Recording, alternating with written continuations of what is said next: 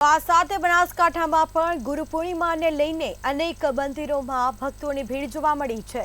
તો માનવ મહેરામણ ઉમટી પડ્યું છે. કાળિયા ઠાકરના દર્શન કરવા માટે લાંબી કતાર જોવા મળી છે. તો ઢીમામાં ધરણીધર ભગવાનનું વર્ષો જૂનું મંદિર આવેલું છે અને જેમાં લોકોની આસ્થા આજે પણ તેટલી જ અકબંધ જોવા મળી રહી છે. દર પૂનમે મંદિરમાં લોકોની ભીડ ઉમટે છે. ગુરુ પૂર્ણિમા નિમિત્તે લોકો ગુરુના આશીર્વાદ લેવા માટે પહોંચ્યા છે.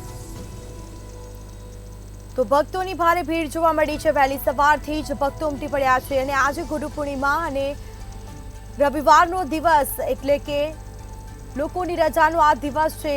ભગવાનના દર્શન કરવા માટે ઉમટી પડ્યા છે. દૂર દૂરથી ભક્તો આવી રહ્યા છે. તમામ તીર્થયાત્રા સાથે છેલ્લા દર્શન ભગવાનના થાય છે. ભગવાનના દર્શન કરવા માટે હજારો ભક્તો ઉમટી પડ્યા છે. તો કાળિયા ઠાકરના દર્શન કરવા માટે લાંબી કતારો જોવા મળી છે. દર પૂનમે મંદિરમાં લોકોની ભીડ ઉમટે છે. તો આજે ગુરુ પૂર્ણિમાનો આ દિવસ છે અને ભારે ભક્તોનું ઘોડાપુર ઉમટ્યું છે. ગુરુ પૂર્ણિમાને લઈને ઢીમામાં માનવ મહેરામણ ઉમટી પડ્યું છે.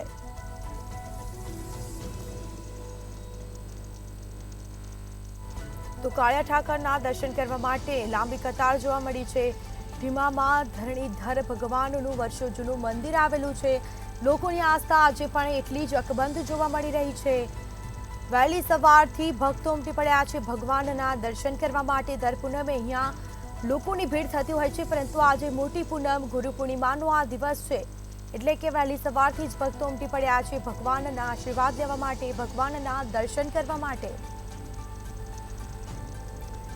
તો લોકોની આસ્થા આજે પણ એટલી જ અકબંધ જોવા મળી રહી છે. ઢીમામાં ધરણીધર ભગવાનનું વર્ષો જૂનું મંદિર આવેલું છે.